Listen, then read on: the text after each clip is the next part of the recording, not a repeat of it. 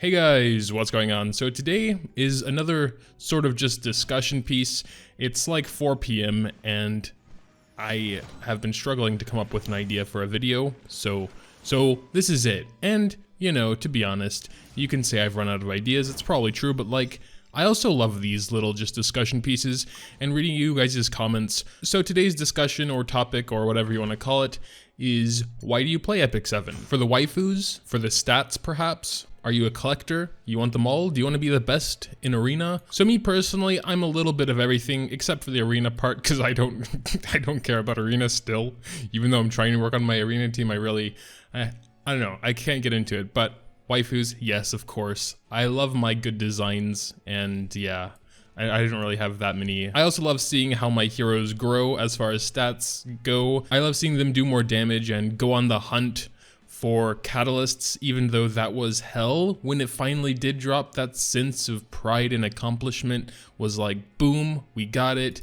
We were able to awaken our Surmia to her 6th potential, full potential, 6% attack. That made so much more of a difference than I thought it was. She was sitting at 3,400 attack, 34 something, and then she jumped to 3695 just from that one awakening. It's like 6%, but she also got like 30 flat attack on top of that, so way more powerful than I anticipated. With a little bit more tweaking, she could probably be near 4K. As of right now, her gear, as you can see, is a complete mess. She has exactly one set going for her, which is the critical hit chance set. I did get her crit chance up to 99, which is cool, but just imagine if she had like similar gear, but also with like an actual set going on. I was actually thinking not a speed set for her, because I don't know, in my teams it's not super necessary for her to be faster than having like speed boots, you know? Speed boots plus a couple of speed substats are plenty fine. She's at 163. So a little off topic there. Another one of my favorite things is spamming Wyvern 11. Not just because like I can do it on auto and everything, but I love seeing the end, seeing that piece of gear and just like checking the substats, seeing if it's a good piece of gear, hit try again. If not, I mean, most of the time it's not, let's be honest, but there's always that little tiny chance of hope, and that's kind of what's driving me at the moment, because so many of my heroes need upgrades in so many different departments right now. There are so many things I still want to do. Abyss, I want to start doing hell mode in Labyrinth. Every week I can kill every boss here. You can see I have 5 of these damn tokens now, which means I haven't progressed at all for 5 entire weeks. I can't get to hell difficulty. I don't know, I haven't tried it super often, but when I do try it, I get destroyed on elite monsters, and it's like, that kind of destroys me for a while, and then maybe I'll try again soon. But also there's not a massive rush to start getting into hell mode because they don't have a cap, so you can just hold on to them, and then when you're finally strong enough to actually use them to their full potential, boom, you can go get a lot of good gear and stuff. And yes, it was this cursed stage, 4-9, I never want to run it again. But we finally got our 10th Blazing Soul. I posted a picture on my community tab, and a lot of people were like, hey, well, you know we have like an event? Yes, I know about the event. I got those a long time ago, but I still was at 9 out of 10, so we needed one more. Literally took thousands of stamina to get that one.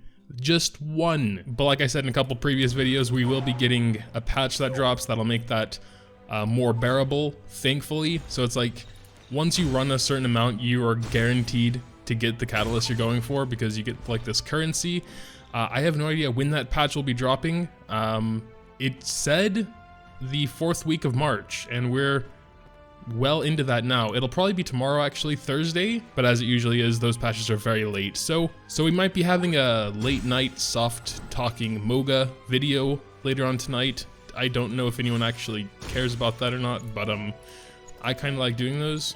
It's just kind of nice. It's late outside, it's dark, it's quiet, nothing is going on, just me and my microphone talking to you guys. Also, apologies for all the constant rambling and off-topicness. So a bit back on topic again.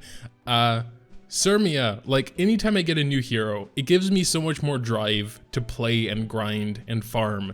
And then when it gets stagnant after a while, you know, no new heroes, no new waifus coming in, and my last several summoning attempts were fails and I didn't get who I wanted, then yeah, I kind of taper off a little bit. So when I pulled Surmia, I went hard to try and get everything. Unfortunately, like with the Molagoras, how they currently are, I can't get that 25% damage I'm missing from her ult. That's going to take a little while. Also, Shadow Rose need to raise her ult to -1 cooldown. So I love to put all my focus into my new shiny hero. So the Molagora Torture is a little bit hard at the moment. That will get better in the next couple of days, hopefully, because we should be getting, first of all, a ton of Molagoras back, and in the future they will not take as many to raise. So that's going to be nice, but I still don't think it solves the entire problem of Molagoras, because you can't really force them like you can with pretty much every other thing. You know, if you just dump enough stamina into something, you can get pretty much everything you want to. Again, pretty much besides Sky Stones as well. Those are the premium currency, that's to be expected. But like gold, just run pretty much any stage enough times and you'll get a lot of gold back. I was sitting at like, you know, 20k gold a couple days ago, and I was just running a lot of places and just naturally got a bunch of gold back. Runes, I guess if you didn't prepare hard enough, they are capped until their day comes, but then like the entire weekend, all 5 places are open, so you can run those as many times as you want to. Gear, while perfect gear is incredibly hard to get, you can run hunt as much as you want to. I mean, that is capped by stamina, which is capped by crystals, so...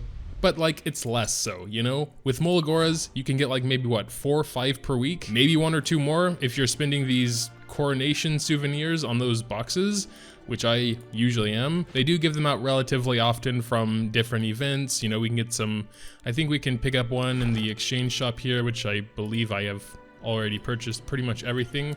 Yeah, but there's usually one in these side stories. But I guess it being what it is, that is the reason they're once again reducing the Molagora cost to skill enhance.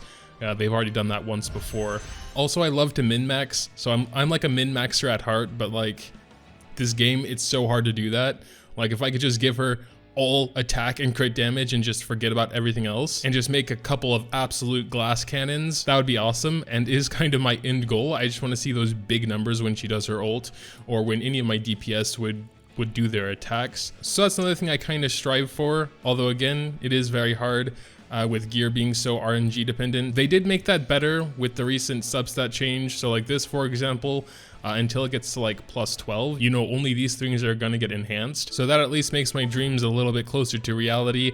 But then it's like as soon as, you know, I'm getting sort of close, boom, here comes another hero and I want to focus on them. So that definitely conflicts a little bit. I've always been of the mindset that I would rather have like a small group of very strong heroes than a big group of like not very strong. But that's kind of what I have now, is a big group of not that strong heroes, and I'm not super satisfied with that. But it's like at the same time, experimenting with gear and different combinations of stuff is kind of punishing because of how expensive it is to unequip. Like just swapping around one set from one to another is gonna be like 300k gold, you know? Not for Sez because he has a lot of low gear, but for like someone like Sermia with mostly 85s or Luna with mostly 85s, it's going to be way too expensive to experiment and mess around and see what would really work best. So it's kind of unfortunate you can't mess around with that. I have heard we're going to be having free gear removal events sort of thing. I really wish they would either at least make it cheaper, like 50k.